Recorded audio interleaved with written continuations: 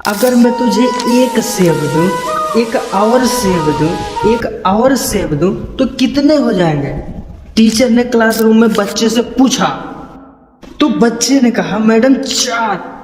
तो टीचर ने फिर से पूछा अगर मैं तुझे एक सेब दूं, एक और सेब दूं, एक और दूं तो कितने हो जाएंगे? बच्चे ने कहा मैडम 4। टीचर ने सोचा इतना शानदार विद्यार्थी इस छोटे से सवाल का जवाब नहीं दे पा रहा है। टीचर ने कहा ध्यान से सुन, अगर मैं तुझे एक सेब दूं, एक और सेब दूं बेटा, एक और सेब दूं बेटा तो कितने हो जाएंगे? बच्चे ने कहा मैडम 4। टीचर को बहुत गुस्सा आया।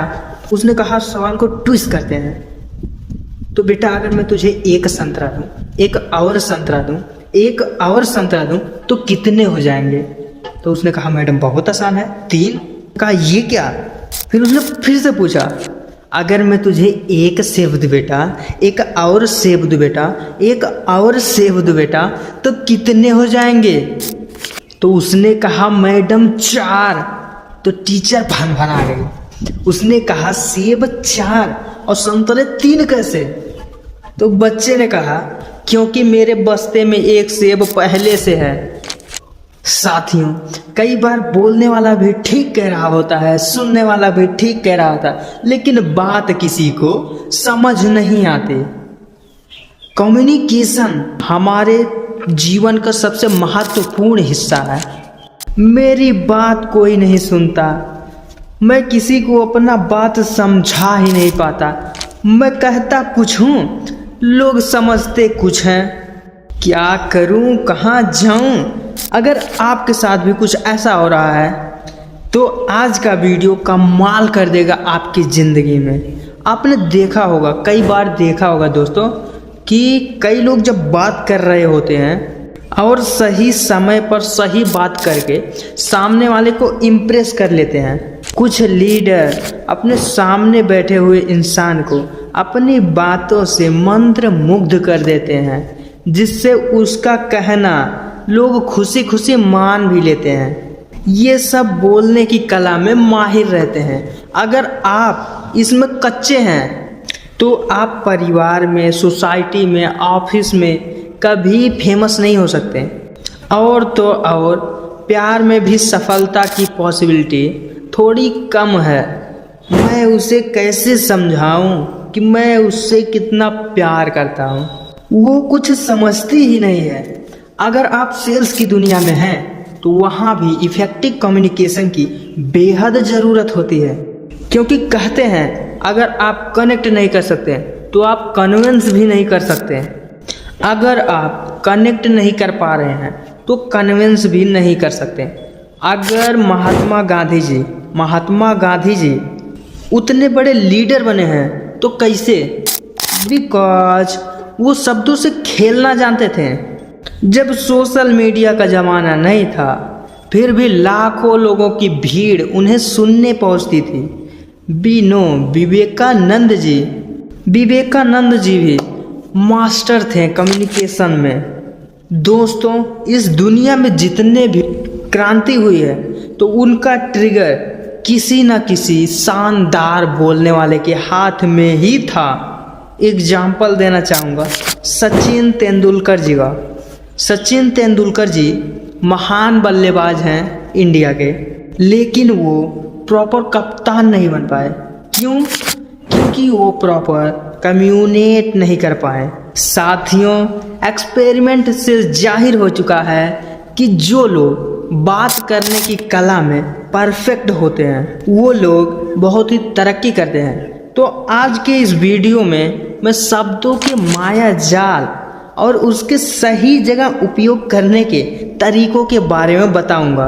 आप इस वीडियो को पूरा वॉच कीजिए। मुझे पता है कि अगर आप इस वीडियो को पूरा देखेंगे ना तो आपको बेहद अच्छी जानकारी मिल जाएगी कम्युनिकेशन करने के लिए।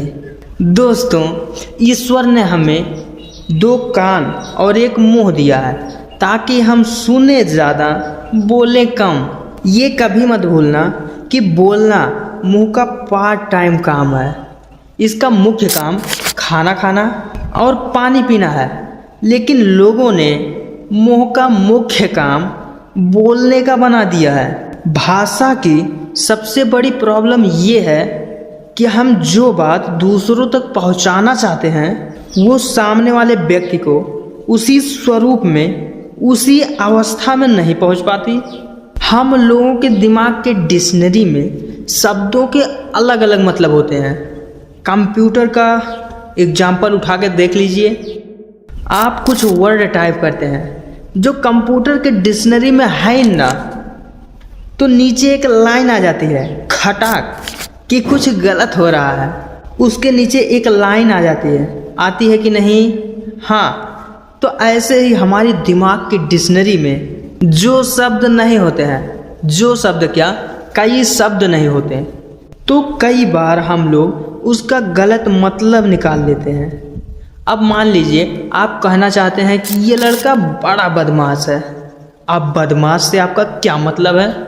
हो सकता है आप उसे चंचल कहना चाहते हो, लेकिन मेरे दिमाग में ये आया कि आप गुंडा, मेरे दिमाग में ये आया कि गुंडा, आप उसे गुंडा कह रहे हैं, तो मैं तो यही समझूंगा कि आप उसे गुंडा कह रहे हैं।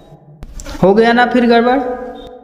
आप शब्द में कौन सा मतलब भर रहे हैं और मैं शब्द से कौन सा मतलब निकाल रहा हूँ, दोनों में बहुत अंतर है। शब्दों का सही मतलब निकालना बेहद ज़रूरी है।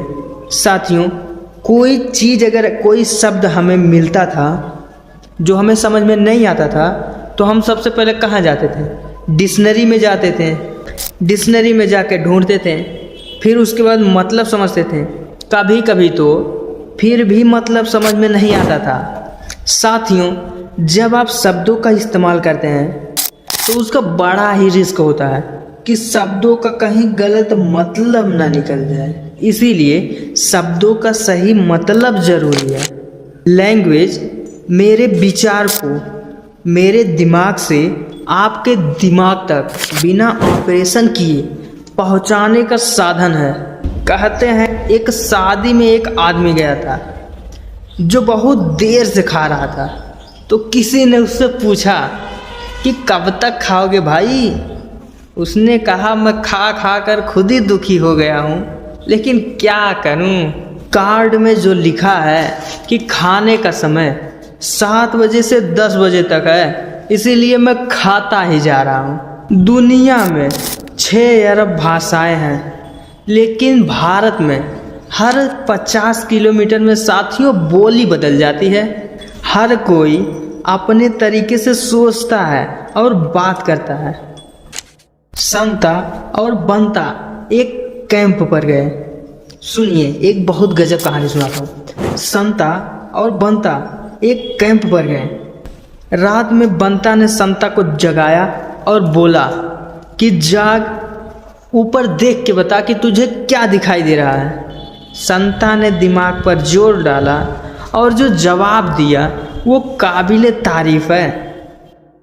खगोल की दृष्टि से अगर देखूं तो आकाश में लाखों करोड़ों आकाश गंगाएं हैं। ग्रह और ज्योतिषी की दृष्टि से देखूं तो शनि तीसरे स्थान पे है, और अगर समय की दृष्टि से देखूं तो रात के 3 बज रहे हैं। और अगर धर्म की दृष्टि से देखा जाए तो लगता है ईश्वर सर्वशक्तिमान है, इंसान बहुत छोटा है।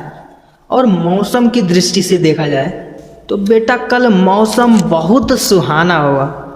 वैसे बनता, तुझे क्या लगता है? मुझे लगता है किसी ने हमारा टेंट चुरा लिया है। साथियों, कम्युनिकेशन बहुत इम्पोर्टेंट रोल प्ले करता है। कहते हैं ना कि कंजूस ने दुकानदार से कहा कि एक टूथ ब्रश दे दो, मेरे टूथ ब्रश का एक बाल टूट गया है। हाँ, कंजूस ने दुकानदार से कहा कि मुझे एक टूथ ब्रश दे दो, मेरे टूथ ब्रश का एक बाल टूट गया है। दुकानदार, एक बाल ही तो टूटा है, नया काहे को खरीद रहे हो? कंजूस, वो जो एक बाल टूटा है ना भाई, वो आखिरी था, इसीलिए टूथब्रश खरीद रहा हूँ। इफेक्टिव कम्युनिकेशन के 5 सिद्धांत आपसे शेयर करता हूँ। जितना मैं सीखा हूँ उसमें से 5 इफेक्टिव तरीका आपको सिखाने जा रहा हूँ। सबसे पहला, क्या कहा जा रहा है ये कभी इम्पोर्टेंट नहीं होता, कौन कह रहा है ये इम्पोर्टेंट होता है। ध्यान से सुनिएगा मेरी बातों को। क्या कहा जा रहा है ये कभी इम्पोर्टेंट नहीं होता, कौन कह रहा है ये इम्पोर्टेंट होता है। जैसे मान लीजिए किसी ने कहा कि आपकी मृत्यु तय है। इम्पोर्टेंट ये है कि आपसे कहने वाला व्यक्ति कौन है। अगर ये बात डॉक्टर कह रहा है तो उसकी बात में दम है। अगर ये बात ज्योतिषी कह रहा है तो उसकी बात सोचने योग्य है। लेकिन अगर आपसे कोई चिढ़कर कह रहा है तो ज़्यादा ध्यान देने की बात नहीं है। कहने वाला व्यक्ति कौन है इससे ही बात की इम्पोर्टेंट तय होती है। बात तो वही रहती है, बस उसकी इम्पोर्टेंट बदल जाती है। साथियों, महाभारत के युद्ध में पांडव द्रोणाचार्य को रोकना चाहते थे। भगवान कृष्ण ने बोला कि जाओ उससे कह दो उसका पुत्र अश्वत्थामा मारा गया, झूठ बोल दो। लेकिन उनसे झूठ बोला गया कि अश्वत्थामा मारा गया। द्रोणाचार्य ने कहा कि यही बात मैं युधिष्ठिर के मुंह से सुनना चाहता हूँ, क्योंकि सब जानते थे कि युधिष्ठिर कभी झूठ नहीं बोलता था। कौन कह रहा है इससे बात की इम्पोर्टेंट तय होती है।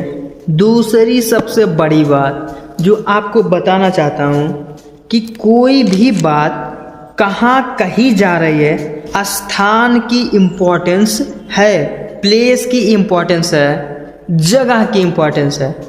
यदि आप किसी लड़की से आप मोहब्बत करते हैं और उसे पहली बार आप डेट पर ले जाना चाहते हैं तो क्या आप उसे किसी हॉस्पिटल में ले जाएंगे कि चल आज डेट पे इस हॉस्पिटल में चलते हैं, आईसीयू में, या कहीं शमशान घाट में ले जाना चाहते हैं कि चल वहीं कोक और पिज्ज़ा मंगाया जाएगा और वहीं खाया जाएगा।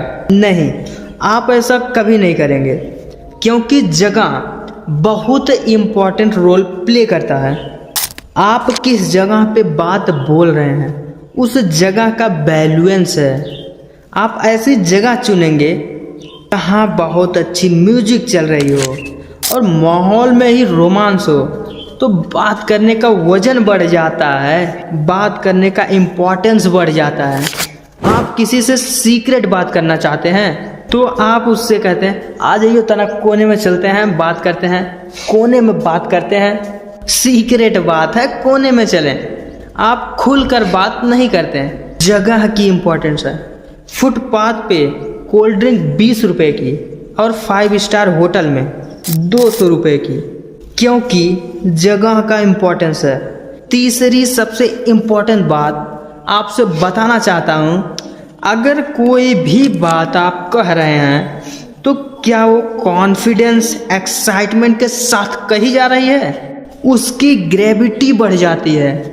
अगर आप कम्युनिकेशन एक्साइटमेंट के साथ करते हैं, एग्जाम्पल के साथ बात करते हैं। बहुत बड़े महानायक हुए हमारे सुभाष चंद्र बोस।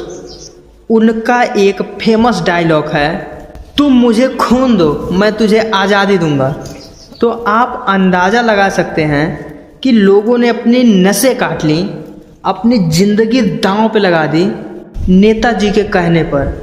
लेकिन आप सोचिए, अगर नेताजी बैठे होते और 100, 200, 300 लोग उनके सामने बैठे होते और नेताजी भाषण दे रहे होते कि साथियों देश को तुम्हारी ज़रूरत है, बहुत ढीला ढाला बोल रहे होते हैं कि ऐसा करो, हाँ जी तुम थोड़ा सा मुझे वो दे दो जो लाल रंग का होता है ना तुम्हारी नसों में, हाँ वही, तुम मुझे खून दो तो मैं थोड़ा बहुत कोशिश करता हूँ, कहीं से देखता हूँ, अगर कहीं मिल जाए तो मैं कैसे भी करके आज़ादी दिला ही दूंगा।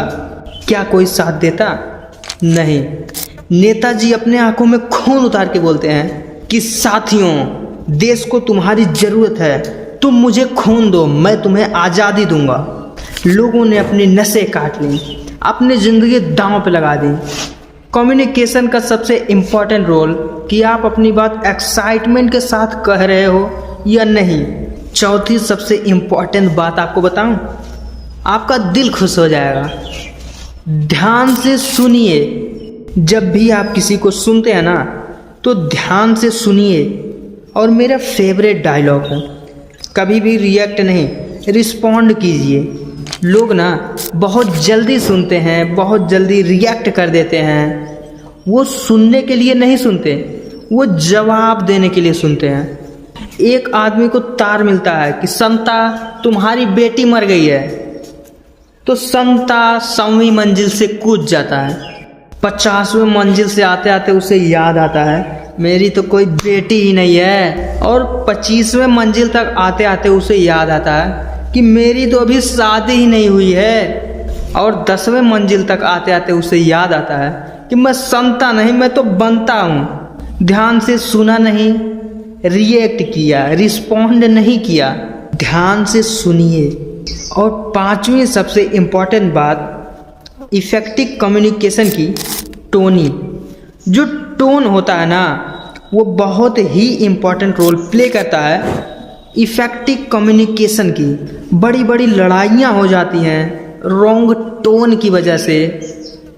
कभी मौका मिला तो उसके बारे में डिटेल से बताऊंगा, लेकिन एक लाइन आपको समझाता हूँ जो बहुत ही सिंपल है कि रोको मत, जाने दो। रोको मत, जाने दो।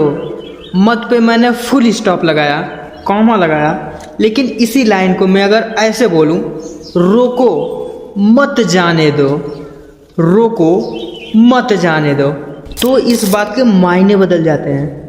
रोको मत जाने दो, रोको मत जाने दो, और रोको मत जाने दो, रोको मत जाने दो, रोको मत जाने दो में रोक लो।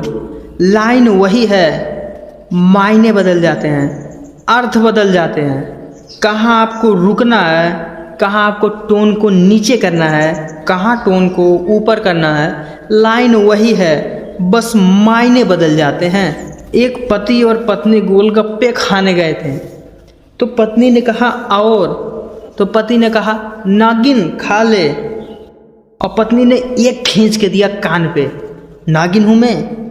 पति ने रोते हुए बोला कि मैंने नागिन नहीं बोला, मैंने कहा नागिन खा ले। कम्युनिकेशन में बात का मायने बदल जाता है, तो टोन भी काफ़ी इम्पोर्टेंट रोल प्ले करता है दो लोगों के संबंधों के बीच में। उम्मीद करता हूँ कि आज की इस वीडियो से आपको बहुत कुछ सीखने को मिला और बेहतर हो गई आपकी ज़िंदगी। इन सारी बातों को इम्प्लीमेंट करके आता हूँ और दूसरी वीडियो के साथ फिर आपकी सेवा में हाजिर होऊंगा। फिर मुलाकात होगी आपसे। अपने स्वास्थ्य का ध्यान रखिए। और एक आखिरी रिक्वेस्ट, आप इस वीडियो को लाइक एंड सब्सक्राइब कीजिए ताकि मैं भी देखूं कि मेरा वीडियो कितना अच्छा है। और कमेंट में लिखिए कि आपको क्या बातें बहुत अच्छी लगी।